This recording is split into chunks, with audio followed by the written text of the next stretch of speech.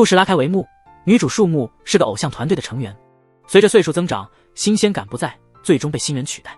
现在她在 Coco 便利店打工，她喜欢用琪琪这个昵称，在网上发便利店甜品评测。男主钱宇刚成为 Coco 总部的新社长，他经常去各种便利店调查竞争对手。有一次，他买了对手的甜品，准备尝尝看，没想到竟无意中出现在网红琪琪的直播评测里。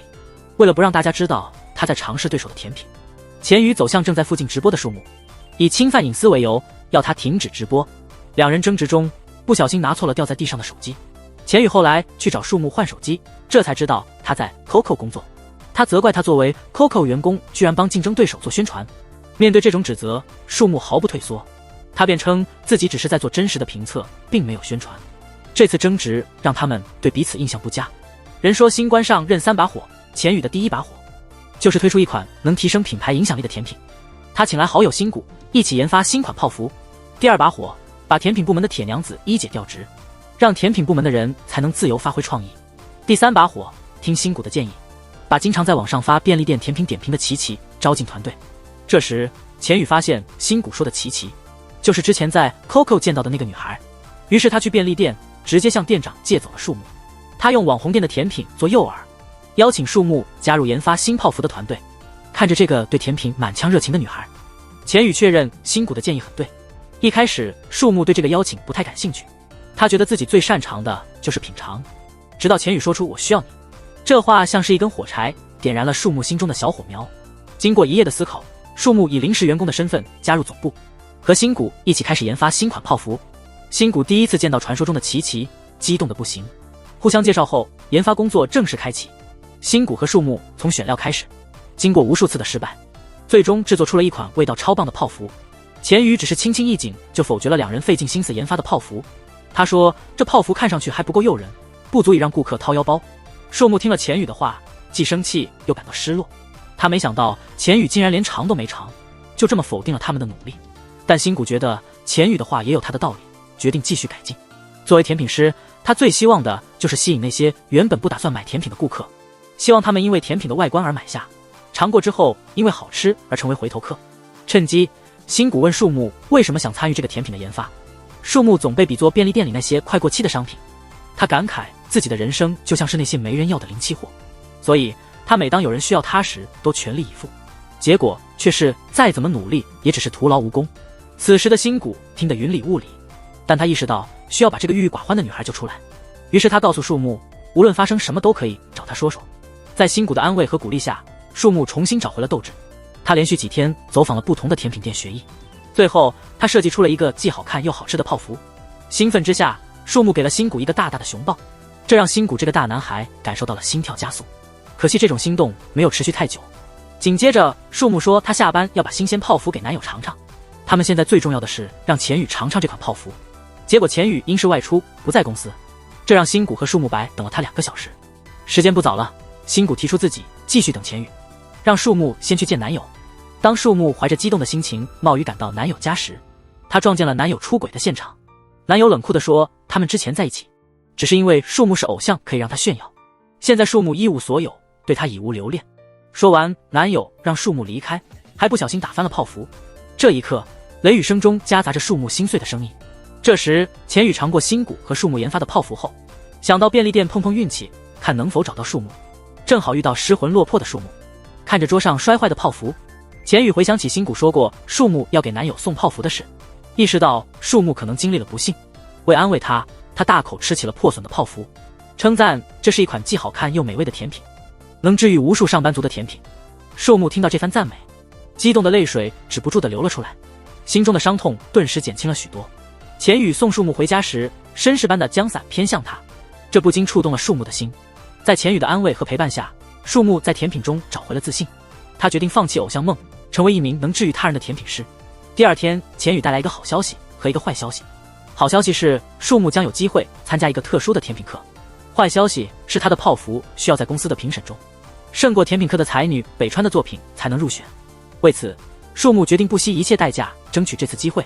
参加甜品课后，树木意识到评审远比想象中困难。虽然他之前制作的泡芙味道极佳，但对于便利店来说售价偏高，他们想要顺利通过2周后的审查，第一步是在控制成本的前提下，寻找可以替代的原材料，重新打造那款泡芙的味道。树木在一连串的实验后，无奈地发现低成本的材料会让泡芙的味道大不如前，不由得有些泄气。同时，经验丰富的北川组进展顺利，成功似乎触手可及，这让树木更加焦急。画面转换，曾经的情侣钱宇和北川因市场调研偶然相遇，他们决定一起去吃晚饭。为了避免尴尬，钱宇叫上了他们共同的好友新谷。结果新谷带着树木一起来了。在吃饭时，树木注意到钱宇似乎很了解北川的口味，他私下里找到新谷，想打听他们俩的关系。新谷没说太多，只是提到自己曾经喜欢过北川。树木回到座位，看着两人默契的品红酒，极度兴起，决定也来杯酒。结果喝多了，新谷只好送他回家。此时，在树木和好友思思家中聚餐的便利店员工，得知新谷是树木的新同事，热情邀请他加入。吃饭时，新谷听树木讲了他以前当偶像的经历，才明白那晚对话背后的辛酸。他还得知树木已和男友分手。这一刻，新谷看向树木的眼神多了几分关怀。第二天，树木和新谷为了找到最佳配方，一直试验到深夜。甜品部的同事们都被树木的热情深深感动，加速寻找替代原料，支持他。经过大家不懈的努力，树木和新谷终于在可控成本内复原了那款泡芙。那天深夜，释然的树木在操作间昏睡过去。新谷看到后，担心他着凉，急忙跑去拿毯子。新谷刚离开，钱宇来到操作间看望一直加班的树木，他贴心地为他披上外套。正拿着毯子回来的新谷看到这一幕，心情复杂。第二天醒来，树木发现自己身上披着钱宇的外套，他感到一阵暖意。转眼到了审查日，树木和北川的团队都满怀期待地等待审查结果。最终，北川的泡芙获得了大家的认可，成功获得上架资格。那一刻，树木的心情跌到谷底，再一次被淘汰，他只能一个人躲在角落里默默流泪。得知树木离职的消息后，新谷立刻冲出去找他，但还是比钱宇慢了一步。听钱宇和树木的对话，我们知道钱宇自己也经历过一段很痛苦的时光，所以他最懂得心碎的人会躲到哪里。谈心之后，钱宇递给树木一份入职申请表，并告诉他，虽然泡芙没有被选中，但他的能力已经得到了公司的认可。听到这话，树木仿佛整个人都充满了力量，笑容再次绽放，满脸的喜悦。树木刚入职甜品部，首个任务就是帮北川做新款甜品的运输测试，要确保甜品送到便利店时，外观和口味都保持完美。在一起工作这段时间里，树木发现北川和大方都是做事非常严谨的人，最初的失落逐渐转变为对他的敬佩，两人的关系也慢慢变得更亲近。北川和树木开始坦诚地分享彼此的欣赏和嫉妒，这场深入的交流让他们成了既是导师又是朋友的伙伴。在随后的工作中，两人的默契也更加深厚。北川的泡芙因为外壳酥脆，在运输测试中遇到困难。随着发售日期临近，钱宇开始担心，如果北川的泡芙3天内通过不了测试，很难赶在发售日期前完成，于是决定将树木的泡芙也纳入测试。通过测试的一方将成为本季的主打产品。最终，北川的泡芙还是没能通过测试，而树木的泡芙在运输测试中表现优异，成了这一季的新品。参加了新品的发布会，当记者问及设计灵感时，他坦白说，这款泡芙是为了得到社长的称赞而设计的，因为社长是个诚实人，他认可的产品一定靠谱。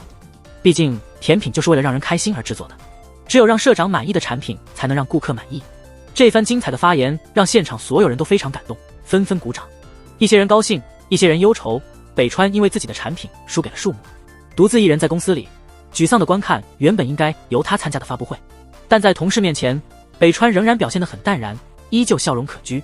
树木也有过在上场前被替换的经历，很能理解这种装作无所谓的情绪，他小心翼翼地掩饰自己的喜悦。北川察觉到这一切，主动请树木一起去吃冰淇淋，表示自己心甘情愿地接受失败，让树木不必感到压力。北川的豁达让树木越发心疼，正巧遇到了钱宇，两人便聊起这件事。树木觉得北川的强颜欢笑让他既心疼又感到愧疚，甚至觉得自己在最后关头赢了北川，有点不光彩。但钱宇不这么看，他认为这只是一场公平的比赛，有输有赢很正常。既然北川都释然了，树木也不需要太纠结。在钱宇的安慰下，树木的内疚感渐渐消散。转眼到了泡芙正式上架的日子，树木感到前所未有的成就感。他和新谷一起回到了以前的工作地点，那家便利店，紧张地观察顾客的反应。换上工作服，他亲自卖出了第一个泡芙，激动的一下子扑向了新谷。他知道，这标志着他向成为一名优秀甜品师迈出了重要的第一步。火爆售卖过后，就到了看网评的时刻。新谷看得出树木有点紧张，他说不管结果怎样，他都能接受，毕竟这是他们一起研发的第一款甜品，未来可能还会有无数款，但这种第一次的紧张和兴奋，他会永远记得。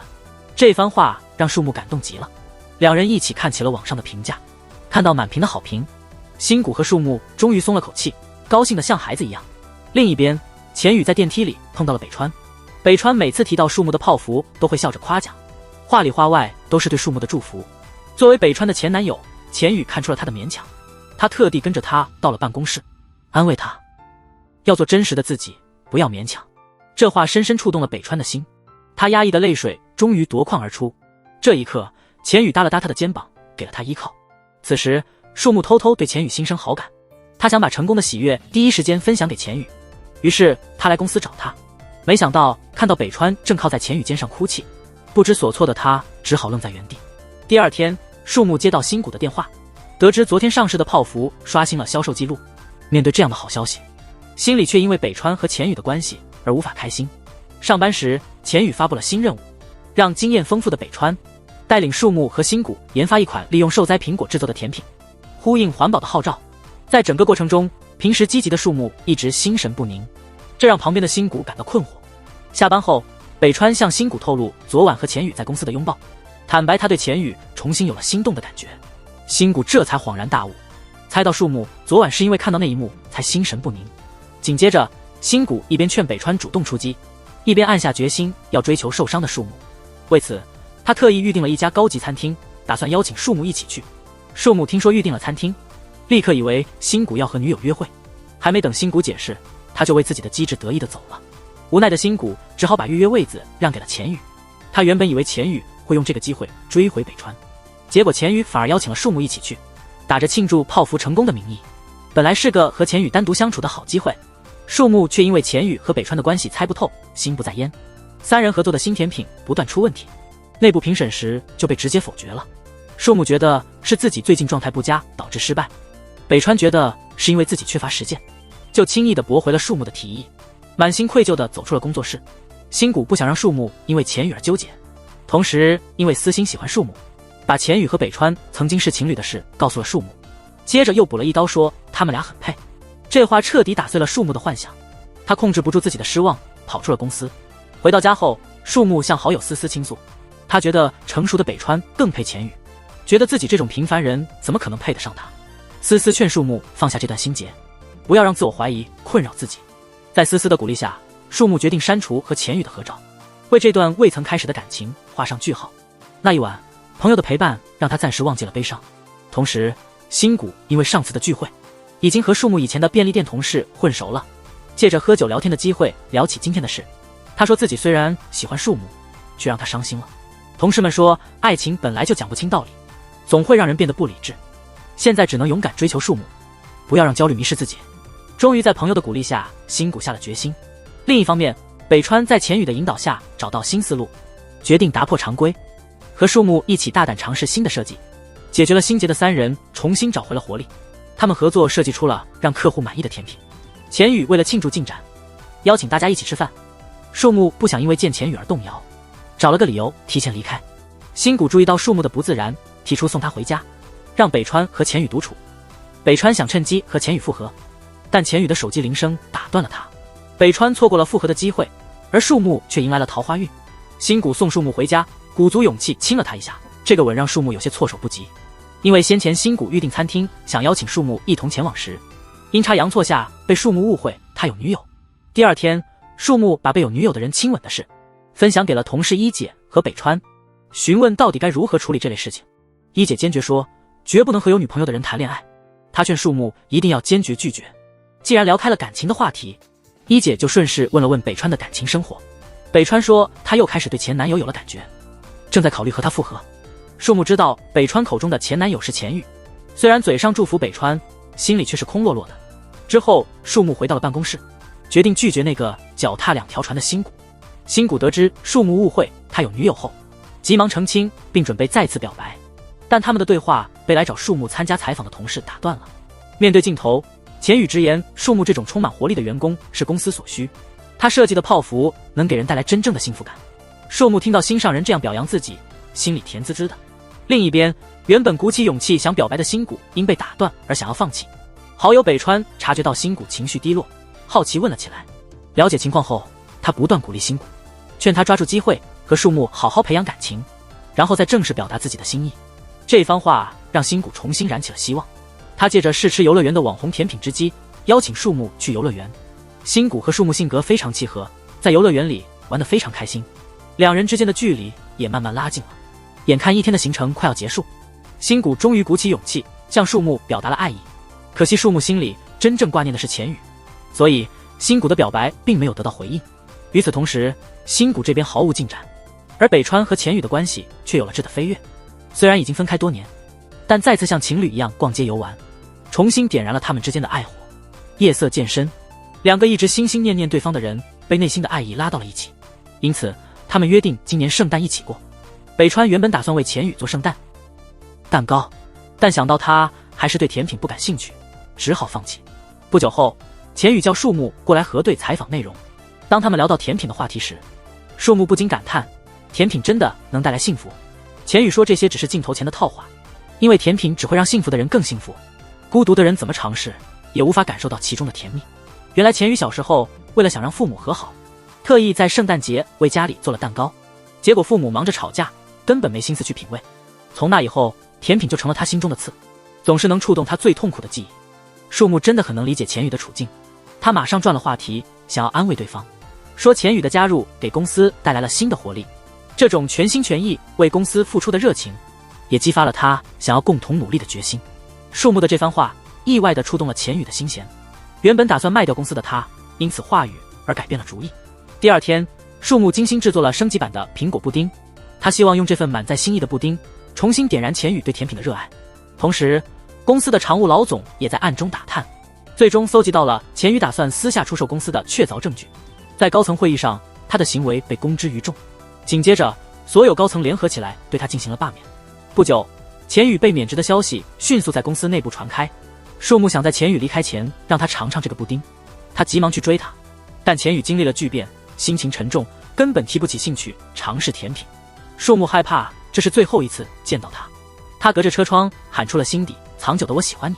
看着钱宇头也不回的开车离开，树木以为他没听见，他只能无奈的把这份感情深埋心底。钱宇离开后，树木整日心神不宁，他决定去钱宇家看看。看到钱宇颓废的瘫在家里，让他想起了自己曾因被淘汰而失魂落魄的日子。他觉得如果钱宇找不到事情做，很快就会陷入绝望的情绪中，所以他决定帮他振作起来。树木带他去了他以前工作的便利店，钱宇成了那里的一名店员。被罢免后，钱宇带着无可奈何接受现实的心态，在便利店开启了新的生活。如今两人的角色互换，树木作为前员工，耐心地帮助钱宇熟悉工作。他没想到这个一向高傲的人竟会听从自己的指挥。不久后，当总裁秘书一姐整理文件时，他找到了钱宇拒绝卖掉公司的电邮。意识到这一切都是个误会，他立即公开了这件事。大家这才明白钱宇并未背叛公司。北川听闻此事，劝钱宇回公司解释清楚。钱宇觉得自己当初有过出售公司的想法，被罢免并非冤枉，但被强制驱逐出公司对他打击确实很大。幸运的是，树木带他去便利店工作，让他没有继续沉沦。在这里的工作也让他学会了团队协作。北川没料到孤僻的钱宇也能做到团队合作，同时感慨这一切变化都是因为树木。身为女友的他，竟然要从别人那里才知道这些内情，一时间感到有些失落。不过很快工作上的成就感覆盖了这份失落。北川开发的新甜品成功获得上架资格，他迫不及待地想和钱宇分享这一好消息。没想到钱宇正和便利店的所有员工还有树木一起去温泉旅行，无暇回复。旅途中众人一路高歌，气氛十分火热。钱宇从未经历这样热闹的场面，嘴上傲娇地抱怨着吵闹，却忍不住露出了微笑。就在钱宇等人享受着舒适的温泉旅行时，新谷因为父亲住院，需要暂时帮忙打理家中的甜品店。还好热心的好友北川及时赶来帮忙。忙碌了一天后，身心俱疲的北川忍不住和新谷谈起了自己的情感烦恼。他认为恋人本应该相互分享快乐和悲伤，钱宇却总是在他面前隐藏脆弱的一面，让他很难真正走进钱宇的内心。新谷作为两人的好友，立刻替钱宇辩解，表示男人都不希望在自己心上人面前暴露最糟糕的一面。就在这时，新谷收到了树木发来的旅游合照。一旁的北川看到照片里和同事们其乐融融的钱宇，有些惊讶。他认识钱宇这么多年，完全无法想象向来独来独往的钱宇居然会和同事一起出游，感慨着自从钱宇遇到了树木后变得更有人情味，似乎只有和树木在一起的他才能真正开心飞。想到这里，北川不禁喃喃自语，担心起了树木对钱宇的情感。这句嘀咕让深知树木喜欢钱宇的新谷陷入了沉默。另一边，参加温泉旅行的一行人正在选购伴手礼。树木看上了一款圣诞水晶球，觉得自己买伴手礼送自己未免显得太过孤单。钱宇得知树木的顾虑后，直接买下来送给了树木。收到礼物的树木惊喜不已，小小的脸上写满了喜悦。钱宇称，这个礼物是为了答谢树木将他从消沉的情绪里拉出来，体验了不同的生活方式。以前的他从没有想过有一天能够被热情治愈，如今已经调整好心态的他，决定重新投入到原本的工作中。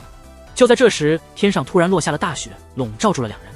钱宇似乎想起了什么，缓缓说道，关于那天你向我告白这件事，我有话要说，坦言没有办法接受这份感情。树木听到这话，一颗心瞬间跌到了谷底，嘴上却辩解着那是他的缓兵之计，目的是为了让钱宇停下来离开的脚步，听他说话。钱宇信以为真，这次的告白事件至此结束。这趟让树木备受打击的旅行，无意间成就了钱宇的事业。他在旅途中受养老院护工帮老人采购食品的启发，想到用货车载满便利店商品，服务各种难以亲自前往便利店的隐藏客户，决定开个移动便利店。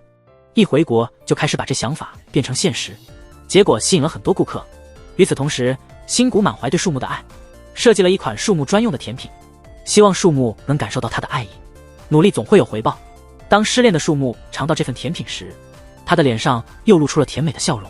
新谷鼓起勇气，真诚地表白了，想在圣诞节前尝试和树木交往。他希望在这段时间成为树木最特别的人，陪他度过每一个圣诞节。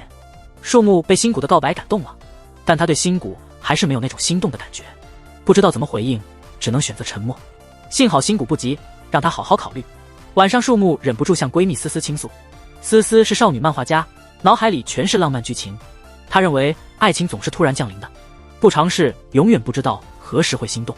树木被思思说服，决定接受新谷。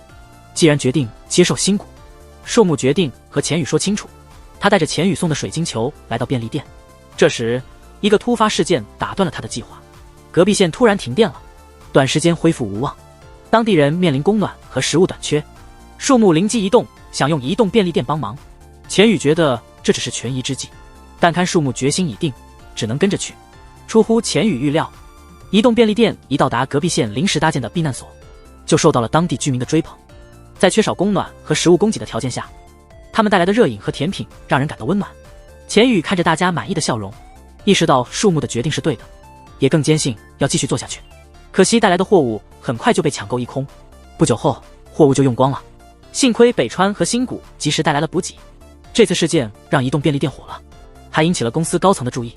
忙碌一夜并未让树木忘了初衷，趁大家休息，他把水晶球还给了钱宇，从此与过去告别。钱宇接过水晶球，心里感到一阵失落。北川在不远处看着这一切，心情复杂难以言表。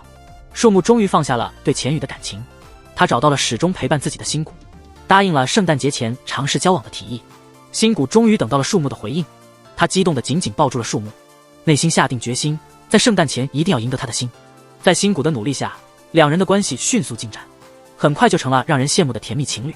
但树木在事业上却遇到了不少挫折，他一直凭直觉来研发甜品，却从未考虑过成本问题。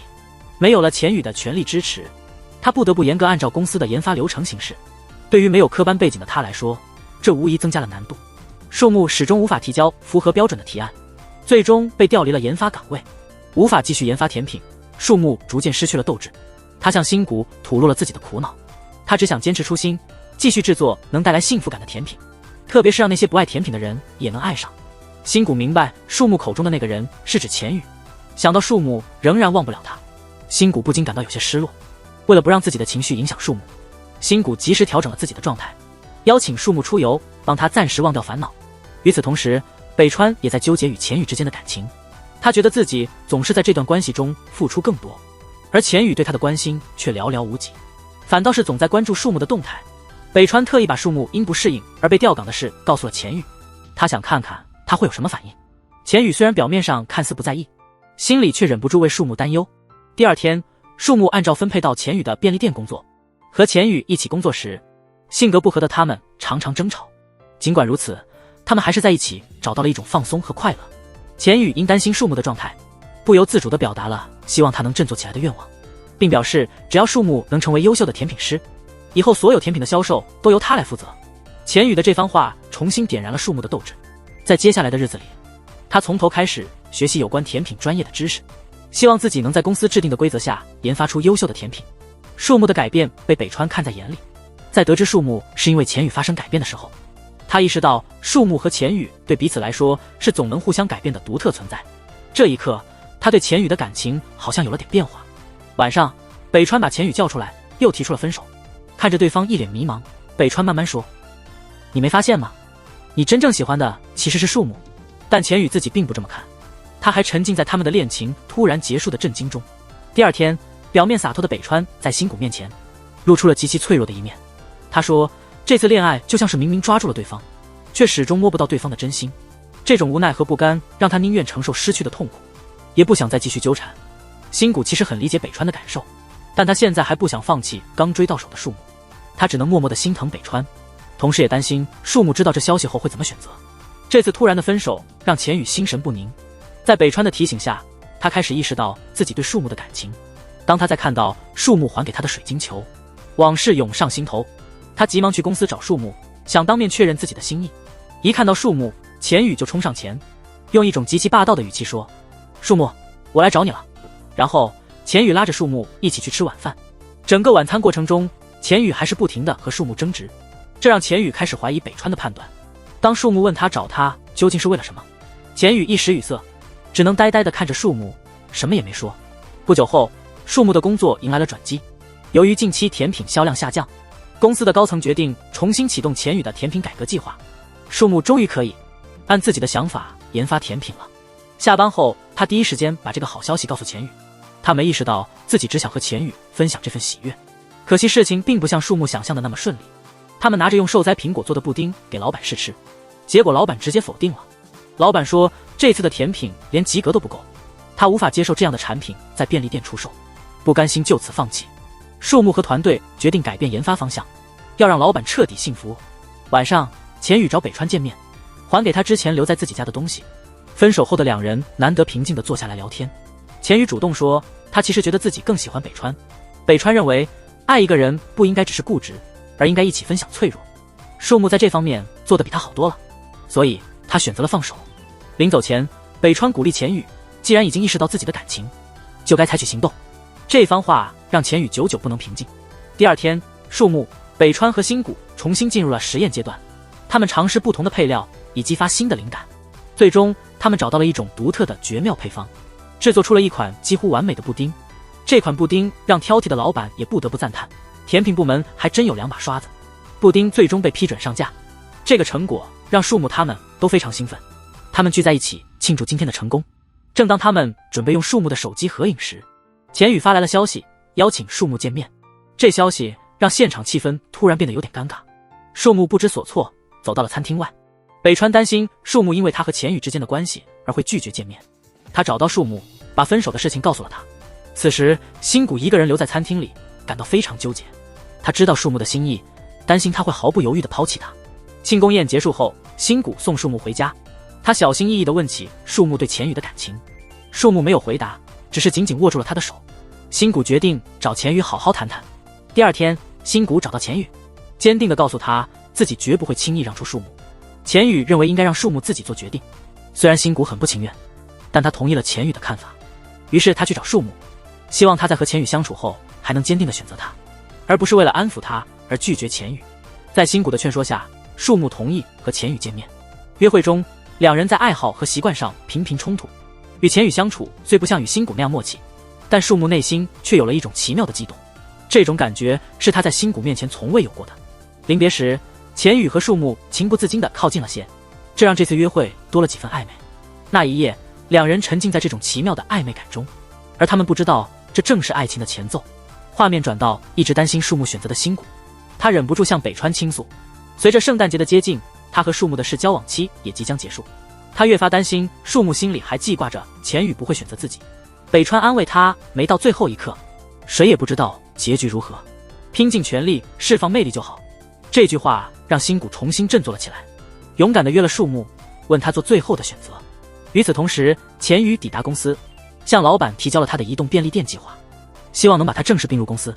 老板一直在密切关注钱宇离职后的动向，得知他的计划初见成效，决定放下成见，邀请他回来主导这个项目。钱宇兴奋地想把好消息告诉树木，却意外听说树木今天要向新谷表明最后决定。树木正要向新谷表白时，钱宇及时赶到，打断了他。此刻，钱宇鼓起勇气面对自己对树木的感情，真诚地说：“我们性格、爱好，还是生活方式都不合，但和你在一起真的很快乐。对我来说，你是必不可少的。”钱宇的突然表白让树木心乱如麻，他无法直面，只能逃回家。那一夜，树木刻意避开新谷和钱宇，重新整理自己的心思。没想到便利店的同事请回公司的钱宇，到他和思思的合租屋聚餐。钱宇突然出现，让树木手足无措。他手忙脚乱地整理屋子，试图隐藏自己偶像时期的黑历史，结果不小心把钱宇也绊倒了。这一跤让树木确定了自己的真心。第二天，树木找到新谷，坦白了自己对钱宇的喜欢。新谷虽然很失落，但还是强颜欢笑，鼓励他去找钱宇，说你幸福就是我的幸福。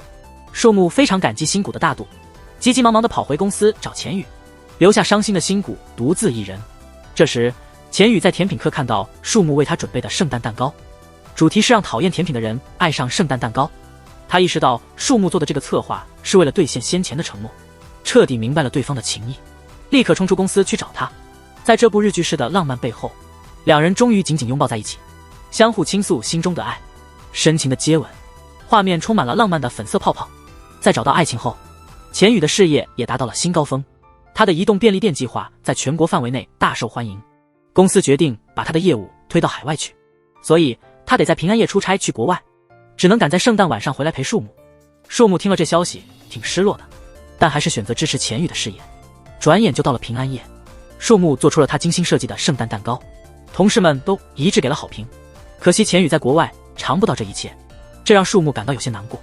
下班前看着同事们兴奋地讨论晚上的计划，树木既羡慕又感到一阵失落，只好一个人去便利店排解寂寞。这时，出乎他意料的事情发生了，远在国外的钱宇突然出现在便利店。